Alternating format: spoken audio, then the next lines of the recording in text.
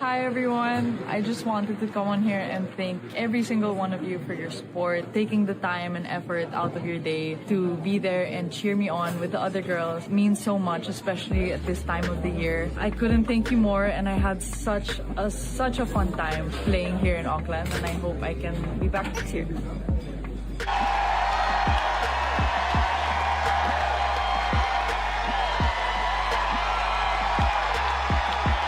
Aryna Sabalenka just delivered one of the most unexpected and revealing reactions of the season after Alex Eala cracked the WTA top 50 for the first time in her career. The two-time Australian Open champion didn't soften a single word. When asked about the Filipino rising star's meteoric climb following her stunning semi-final run at the ASB Classic, what Sabalenka said instantly set the tennis world buzzing. And it pulled back the curtain on how elite players really view the next generation storming up the rankings. So, here's the question everyone's asking now. Do you think Alex Eala can push into the top 20 by the end of 2026? Or is the top 50 where the climb levels off? Drop your predictions in the comments, because this debate is just getting started. And let's be clear, this isn't a small step forward. This is a massive milestone. Breaking into the top 50 places Eala among the true elite of the sport, a tier reserved for players who can survive the grind week after week. Put it into perspective. This time last year, she was ranked 138th in the world, grinding through ITF events, playing for modest prize money, performing in front of sparse crowds, and fighting for relevance on the global stage. Fast forward to now, and Alex Eala sits at world number 49, suddenly sharing locker rooms with Grand Slam champions and Olympic medalists. That leap didn't happen by accident. The breakthrough moment came at the ASB Classic in Auckland, New Zealand, a WTA 250 event that quickly turned into Eala's coming-out party on the big stage. She didn't just participate, she imposed herself. Match after match, she played fearless tennis, storming into the semifinals and proving she belongs at this level. Her quarterfinal showdown against Poland's Magda Linette was the moment that really turned heads. Linette is no pushover. She's been ranked as high as number 19 in the world and reached the semi-finals of the 2023 Australian Open. Yet Eala dismantled her in straight sets, displaying the composure, shot selection, and competitive calm that separate promising talents from future contenders.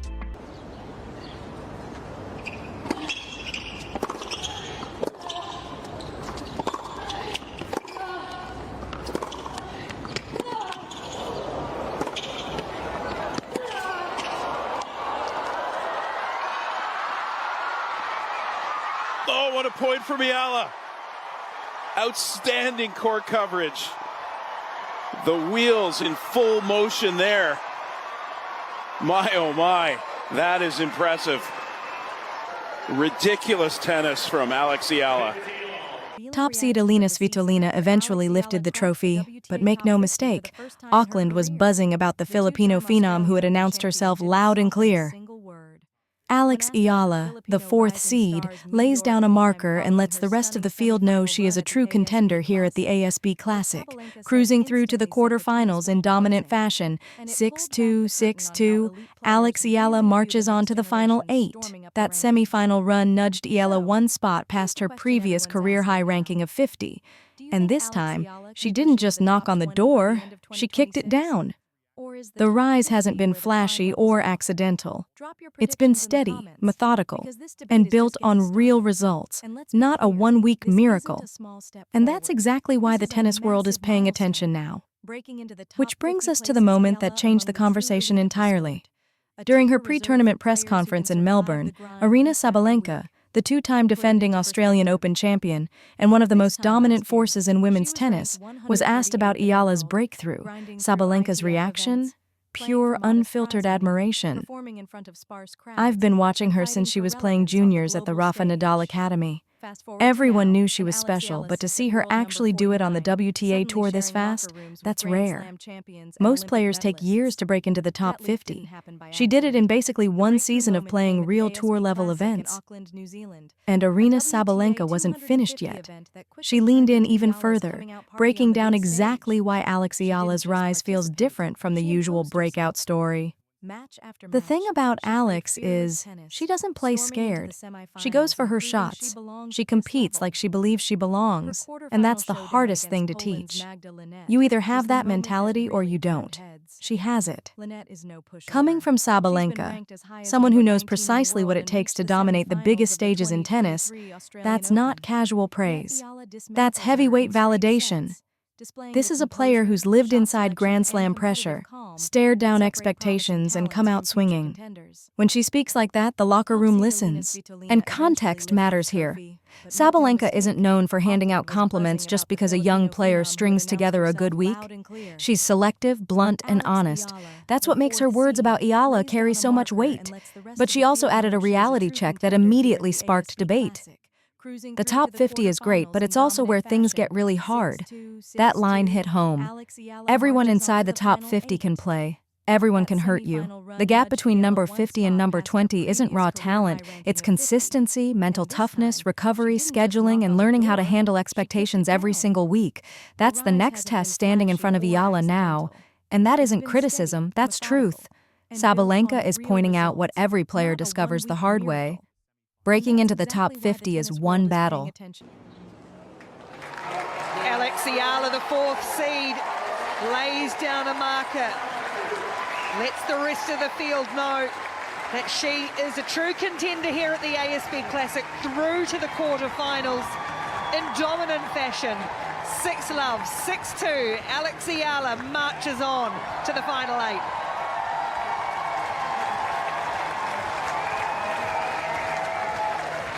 What a strong shot. Staying there is a completely different war. Now zoom out, because Alex Eala's rise means more than rankings.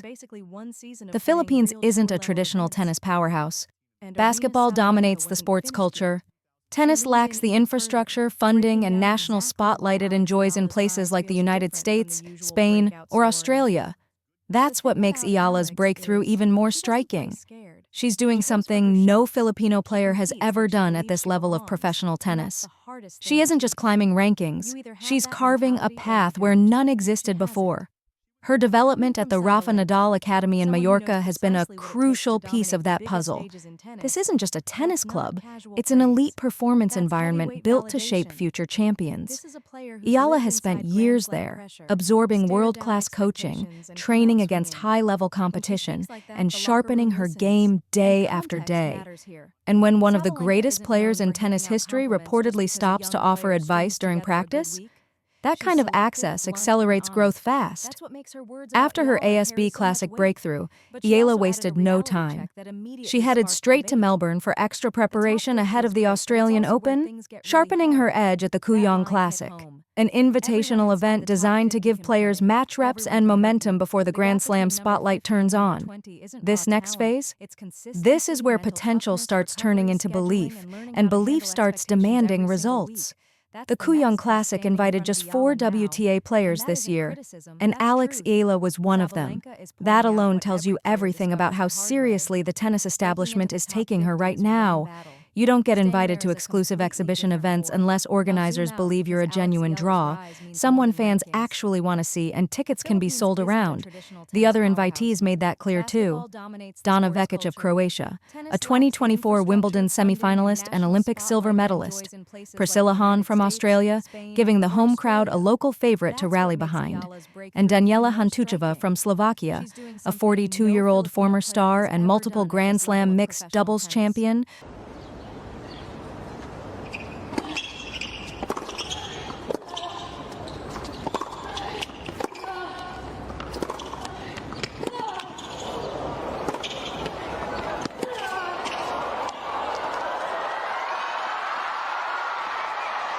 Oh, what a point from Eala. Outstanding court coverage. The wheels in full motion there. My, oh my, that is impressive. Ridiculous tennis from Alex Eala. Brought in for experience, legacy, and nostalgia. But here's the part that really raised eyebrows. Eala had already beaten Hahn at the ASB Classic before facing her again at Kooyong. And let's be clear, Hahn is a legitimate top-level player with 4 WTA titles and a career high ranking of number 17. This wasn't some fluke matchup. And Eala didn't just beat her once, she beat her twice in the span of a single week. Their first encounter was a gritty 3-set battle. The second? A straight sets win. Cleaner, sharper, more controlled. That kind of rapid improvement is exactly what makes elite players take notice.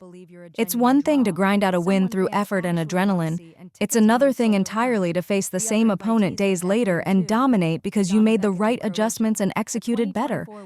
That's not luck. That's elite-level learning in real time. That's why Aryna Sabalenka's reaction carried so much weight, and it didn't stop with her. During practice sessions in Melbourne, multiple WTA players were reportedly talking about Eala's rise and what it means for the tour. Her name was suddenly part of real locker room conversations. Some players see Eala as a threat, someone who's going to start stealing draws, taking ranking spots, and disrupting the comfort of established names used to predictable results. Others see her as a massive positive for the sport, new energy, a fresh storyline, and the potential to bring millions of new fans into women's tennis. And that part? It's already happening. The Filipino community has rallied behind Eala in a huge way. In Auckland, hundreds of Filipino fans traveled to New Zealand just to support her. In Melbourne, that presence is expected to be even louder and even larger. That kind of passionate, vocal support is exactly what tennis thrives on. Fans who show up, travel, spend, and turn matches into events. Donna Vekic even commented on the crowd after facing Eala, saying, "There's so many of you guys," with genuine amazement at how many fans had shown up to cheer her on. That kind of traveling fan base creates buzz, and tournament organizers absolutely love it. So now comes the unavoidable question. Can Alex Eala actually sustain this rise, or is she just a flash in the pan destined to fade once the spotlight intensifies? The evidence so far strongly suggests she's the real deal.